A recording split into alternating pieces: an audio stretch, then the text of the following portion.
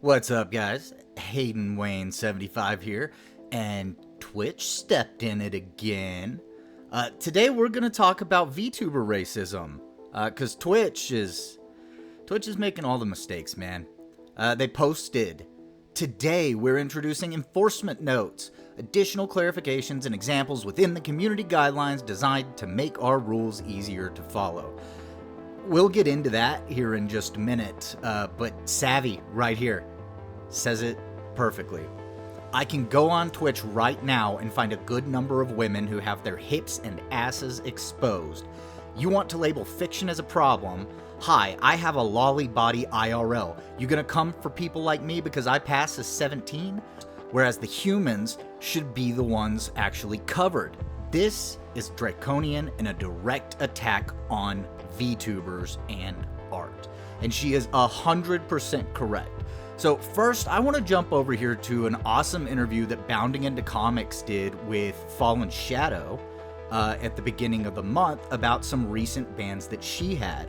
Now, they go on to talk a little bit about mental health and stuff, so I will link this interview down in the description below, and go check it out if you want a little bit of insight as to who Fallen Shadow is and kind of what some of the things are that VTubers deal with.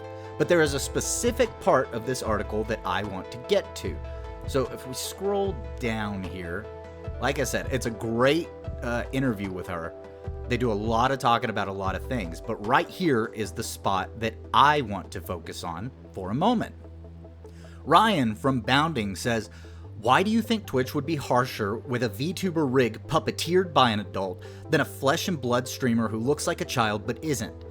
Shadow, "My personal theories aside, I think it's just a general normie dislike of anime in general. Though it's gotten better in recent years, the general mindset is still that anime is icky, for kids, for creeps, for weirdos. We're still outcast comparatively, still the weird kids, and I think that aspect definitely comes into play, especially when you're comparing weird outcast girls that a lot of VTubers are, herself included, to the beautiful mainstream type of women that exist in webcam streaming. Twitch is a mainstream site, and VTubers especially are a new phenomena. Just look at how much vitriol someone as wonderful and kind as Iron Mouse has received for becoming the most subscribed streamer on the site. And in my opinion, she's as universally normie friendly as it gets. It's impossible for me to imagine how anyone could dislike her, and yet somehow she receives a lot of hate just for existing and being magnificent at what she does. Normies still really don't like VTubers. And she is 100% correct. Fallen Shadow goes on, but it goes a lot further than that. And every VTuber I've spoken to has a similar idea to me. Twitch's moderation staff have shown time and time again that they have a lot of love for flesh tubers, which is a tongue-in-cheek way to talk about regular, webcam streamers. Since there is many cases of them breaking the rules and receiving incredibly light or no punishment at all, which we all have said about Twitch for a long time. Amaranth has broken sexual content policy hundreds of times, but is rarely banned for longer than a day. Asian Bunny X has streams with a camera directed at her butt with little to nothing covering it and gets banned for 3 days, usually less. I'm gonna leave it right here because the image down below, well, you can see. I don't want to throw that on YouTube. Alinity has thrown her cat on camera, gave her cat vodka visually on stream. Cats cannot process alcohol. This is about as dangerous as giving them rat poison. And I do not believe she received any ban at all. Author's note, Alinity was banned for 24 hours in 2020 for a wardrobe malfunction, 3 days in 2023 for twerking, and this April for copyright infringement, and unbanned after 2 days for completing copyright school. Also, the Saskatoon SPCA declared in 2019 that their investigation determined that there was no malicious intent in any of the reported incidents. And we're just gonna jump down here. I have absolutely nothing against any of these women, except Alinity, and believe the problem is the game, not the women who play it. Regarding them, my mindset is personally that they are business women and there's a lot to gain from them pushing the boundary. However, it feels like it should be moderation's job to tell them where the line is, and it often feels the line barely exists. I believe that a lot of these webcam streamers see VTubers who are relatively new concept soaring in popularity and have a similarly constructed fan base as competition. It's been proven a lot of people who work for Twitch and have an impact on how the site is run really like cam girls and watch them in their free time.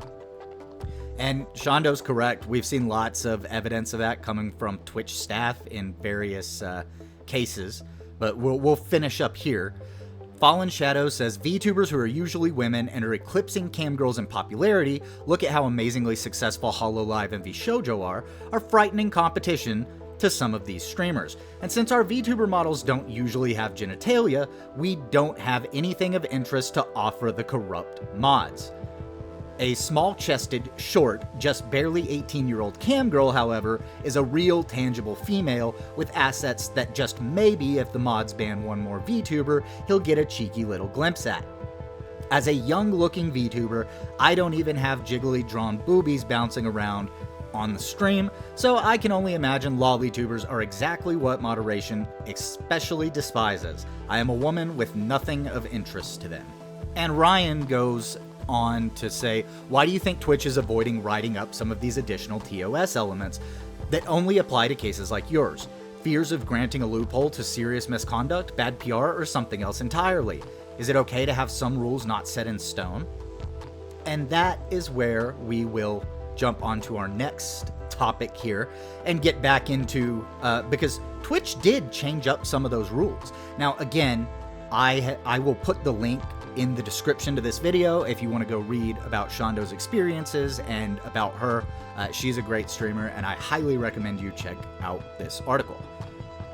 But over here, from Niche Gamer, VTubers call out Twitch rules for double standards, and that's Shondo right there. Twitch recently released a document explaining their rules and violations that can lead to enforcement actions. However, VTubers and their fans are quick to point out that these rules may be selectively applied. In a recent tweet, which addresses concerns that VTubers were facing unexplained suspensions for content that by all accounts was mild in its content, in their explanation, VTuber fans quickly noticed a rule against exposing hips, which some models do admittedly violate. Now, there are a lot of VTuber models that do have the hips exposed, and this has led to a ton of hilarity on Twitter in the VTuber spaces, and we're going to look at a little bit of that here shortly. But first, I want to jump down into this. However, while VTubers are regularly suspended for these infractions, FleshTubers and VR chat models are seemingly ignored in favor of enforcement against VTubers, leading fans to believe that Twitch and its staff hold some form of bias. As recently as 3 weeks ago, VTubers began noticing more frequent bans and suspensions. Content creators like Zentreya and Fallen Shadow were fortunate to have the community support to force a response from Twitch, but smaller creators will always be the ones most affected. Rubber Ross on Twitter points out something great that Camilla had posted. It says, welcome to Twitch. Remember, our rules are easy to understand. No nudity unless you're wearing Vive trackers in VR chat or someone promoting off-site pornography in an inflatable hot tub awkwardly placed in their house. I'm looking at you, VTubers. It's very simple, guys. And Camilla pointed out that she said, so, hey, Twitch, I hope you know that content like this is 80% of the VR chat categories, yet VTubers, which are PNGs, are facing all the suspensions. Either ban both sides or don't ban it at all. And yes, this is a VR chat model. Some of you guys have seen on my live streams where I play with a couple of the different models just for the fun of it. In response to criticism of tactically endorsed sexual content, Twitch, a website about video games, created their pools, hot tubs, and beaches category. Twitch's rules regarding exposed skin has been infamously opaque and inconsistently applied, and this has created a problem unique to VTubers. Unlike FleshTubers, you can't just throw on a new outfit. VTubers have to get new art assets whenever they add a new appearance. This is the bare minimum though. For more detailed models require rigging and other technical labor costs that are far more than just a piece of cloth, or in this case, a drawing, a piece of artwork. So it's worth mentioning, many VTubers find success on YouTube, including HoloLive, which is one of the industry's most successful groups. YouTube is also known for having more relaxed and consistent standards, or as FazeConnect VTuber Pipkin Pippa puts it, YouTube lets me do shots for donos. So, yeah, YouTube coming out looking like the major good guy in this one, especially whenever it comes down to VTubers.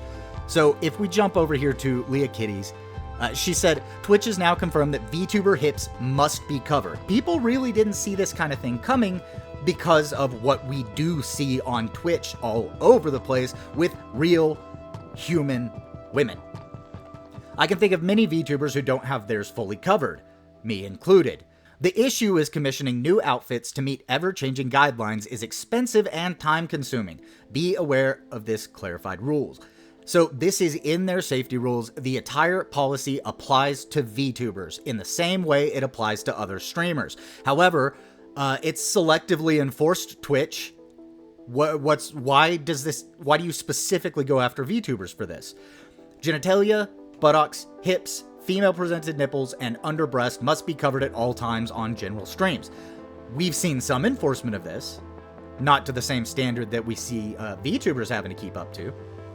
These guidelines apply to VTuber models, but get this, not video game characters, which is understandable, including those uploaded into games such as VR chat. So if all of the VTubers just decided to get 3D VR chat models and wear their same costumes, that would be okay. So you can stream from VR chat, but you can't have a 2D PNG on a screen that has its hips showing. Hip coverage is often forgotten in this rule. Please be sure that your VTuber model covers this area. This is an insane requirement, as you'll see in some of these. Like this tweet here. One of these will get you banned on Twitch and the other is acceptable streaming material. Can you guess which one? Now they put Shondo here because she is a lolly VTuber, but her content is not sexual in any way. And then they put this chick over here in a swimsuit. However, due to the policy, her hips are exposed. She shouldn't be able to be on stream in accordance with Twitch rules. But we see it. You can open up Twitch right now, just like Madam Savvy said, and you can see plenty of examples of people not following the attire policy. Rima Evenstar brought up a great little set of rules here. VTubers need to cover their hips and buttocks, not allowed to take shots for donos anymore, and must refrain from doing sexual jokes, sexual framing, if they have lollies show to models. Meanwhile on Twitch, yeah, I think a lot of us have seen this picture, so we're going to skip that one. But to look at some of the rules here for the attire policy, we looked at that one. Enforcement notes and clarifications. Depicting fictional anime characters of a childlike appearance, lollies and shotas, with any kind of sexual framing is not allowed. I'm okay with this rule, 100%. This applies to VTubers and within games where avatars are uploaded, such as VR chat, with childlike avatars, even if the broadcaster and operator of the avatar is above the age of 18. Any humor regarding anything sexual in relation to minors will result in immediate action on your account, which is great, because that means people can't make the "I'm a 12-year-old boy" joke like they have done before. And then enforcement of notes. Selling activities which may cause harm for monetary gain, bits, tips, etc. is not allowed. Prohibited examples. Taking shots of alcohol for subs or doing the cinnamon challenge for a set amount of bits. I don't understand why if people are of age, they're not able to take a shot on stream. That doesn't make any sense to me. I know lots of content creators do that kind of thing. Drinking goal streams are allowed provided the drinking takes place, is not excessive, and would not reasonably be expected to cause harm. So you can't take shots for tips, but you can drink. Allowed examples. I will open this bottle of Prosecco at 100 subscribers, or drinking stream when we hit 50 new subs tonight. Prohibited examples. I will down this bottle of vodka at 300 subscribers. Well, nobody... Well, okay, I shouldn't say that. There probably are people who would do things like that. I will take a shot for every 100 bits. I don't... But what's the limit on the bits thing, right? Because, yeah, for $1, that makes sense to not allow shots for every $1. But there's no real clarification here as to what the limit is. And if Twitch is going to arbitrarily set a limit, they should explain what that limit is. But there's a reason that I don't use Twitch. Kirsha did also bring up the humor about underage jokes. She says the one good thing about the Twitch new TOS notes is they finally stated outright that they do ban for these jokes. We have known for years, and people have tried to be smartasses and do the joke after telling them I am obligated to ban them if they make these jokes, and Twitch will ban me too.